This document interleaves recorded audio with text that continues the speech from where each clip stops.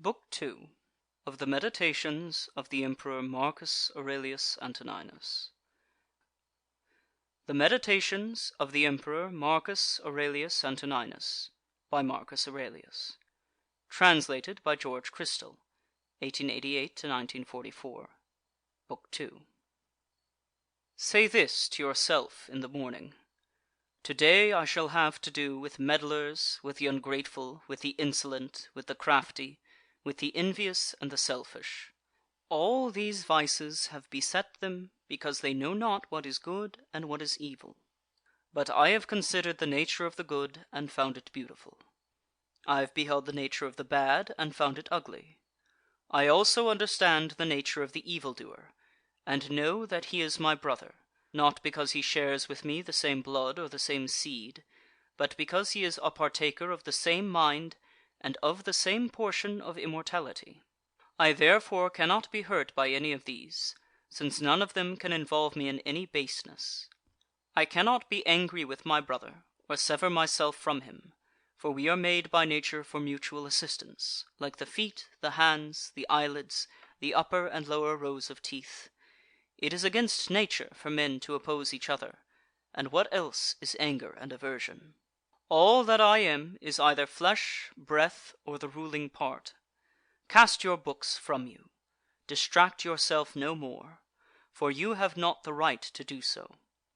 Like one at the point of death, despise this flesh, this corruptible bone and blood, this network texture of nerves, veins, and arteries.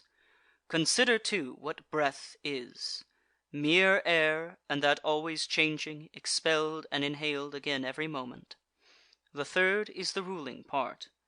As to this take heed, now that you are old, that it remain no longer in servitude, that it be no more dragged hither and thither like a puppet by every selfish impulse. Repine no more at what fate now sends, nor dread what may befall you hereafter. Whatever the gods ordain is full of wise forethought. The workings of chance are not apart from nature, and not without connection and intertexture with the designs of Providence.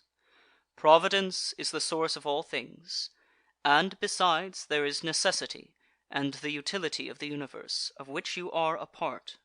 For to every part of a being that is good which springs from the nature of the whole, and tends to its preservation.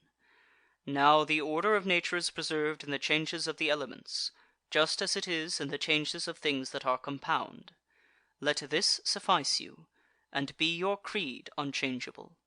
Put from you the thirst of books, that you may not die murmuring, but meekly, and with true and heartfelt gratitude to the gods. Think of your long procrastination, and of the many opportunities given you by the gods, but left unused.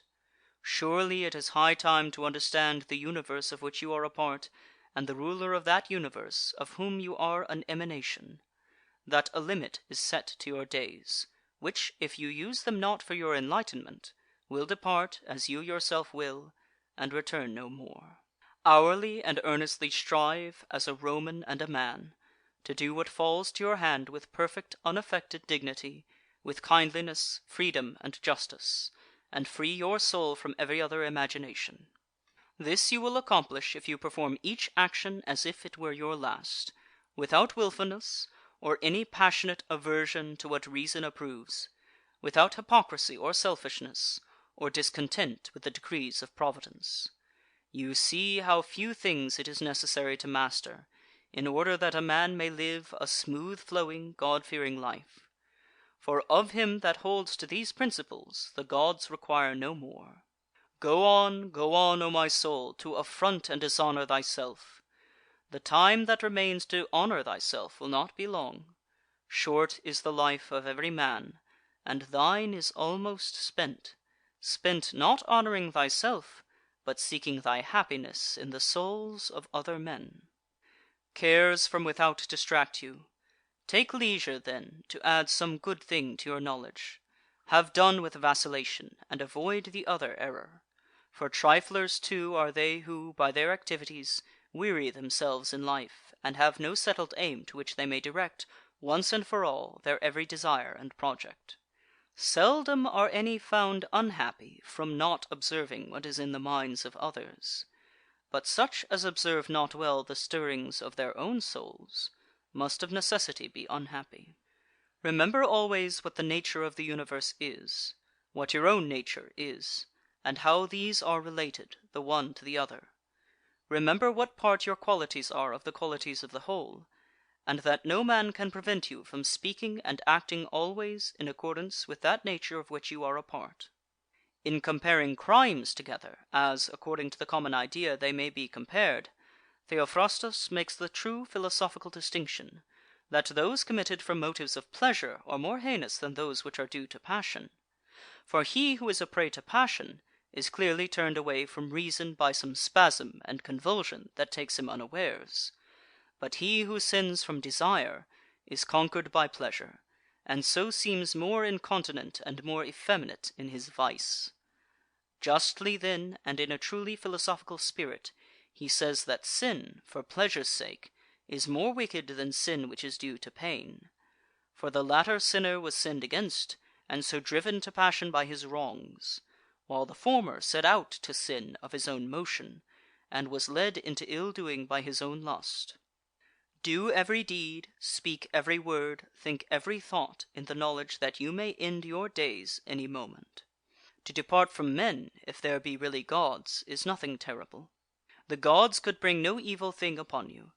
And if there be no gods, or if they have no regard to human affairs, why should I desire to live in a world void of gods and without providence?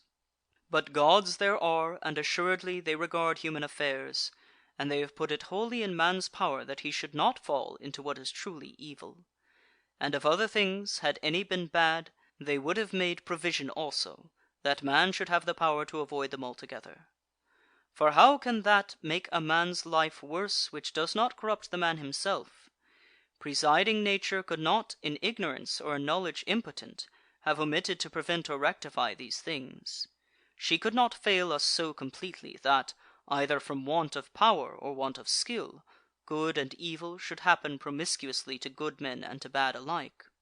Now death and life, glory and reproach, pain and pleasure, riches and poverty, all these happen equally to the good and to the bad. But as they are neither honourable nor shameful, they are therefore neither good nor evil. It is the office of our rational power to apprehend how swiftly all things vanish, how the corporeal forms are swallowed up in the material world, and the memory of them in the tide of ages. Such are all the things of sense, especially those which ensnare us with pleasure, or terrify us with pain, or those things which vanity trumpets in our ears. How mean, how despicable, how sordid, how perishable, how dead are they! What are they whose opinions and whose voices bestow renown? What is it to die? Your mind can tell you that, did a man think of it alone, and by close consideration strip it of its ghastly trappings, he would no longer deem it anything but a work of nature. To dread a work of nature is a childish thing, and this is, indeed, not only nature's work, but beneficial to her. Your reason tells you how man reaches God, and through what part, and what is the state of that part, when he has attained unto him. Nothing, says the poet, is more miserable than to range over all things, to spy into the depths of the earth, and search by conjecture into the souls of those around us, yet not to perceive that it is enough for a man to devote himself to that divinity which is within him, and to pay it genuine worship. And this worship consists in keeping it pure from every passion and folly, and from repining at anything done by gods or men. The work of the gods is to be reverenced for its excellence. The works of men should be dear for the sake of the bond of kinship, or pitied, as we must pity them sometimes, for their lack of the knowledge of good and evil. And men are not less maimed by this defect than by their want of power to know white from black. Though you should live 3,000 years, or as many myriads, yet remember that no man loses any other life than that which now lives, nor lives any other than that which he is now losing.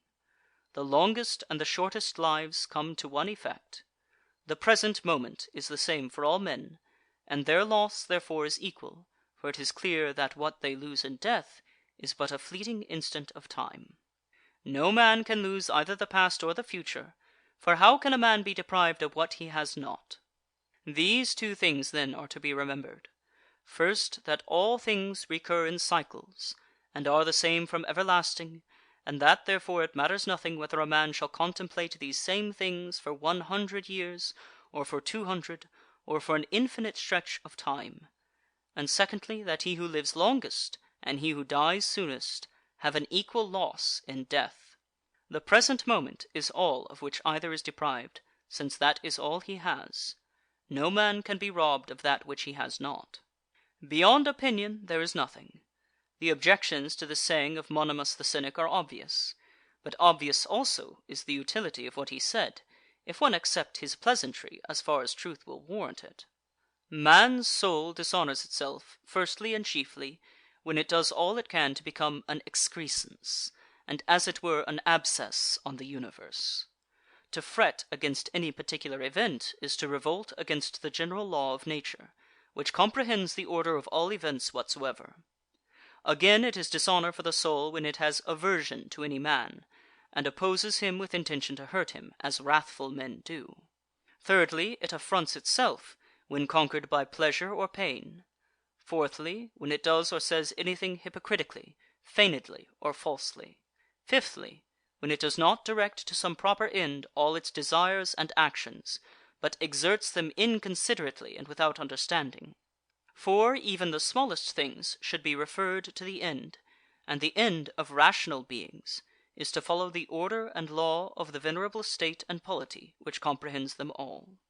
The duration of man's life is but an instant. His substance is fleeting, his senses dull, the structure of his body corruptible, the soul but a vortex. We cannot reckon with fortune, or lay our account with fame. In fine, the life of the body is but a river, and the life of the soul a misty dream.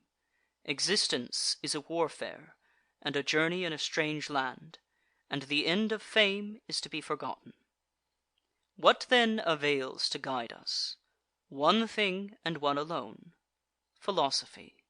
And this consists in keeping the divinity within inviolate and intact, victorious over pain and pleasure, free from temerity, free from falsehood, free from hypocrisy, independent of what others do or fail to do, submissive to hap and lot, which come from the same source as we, and above all with equanimity awaiting death, as nothing else than a resolution of the elements of which every being compounded.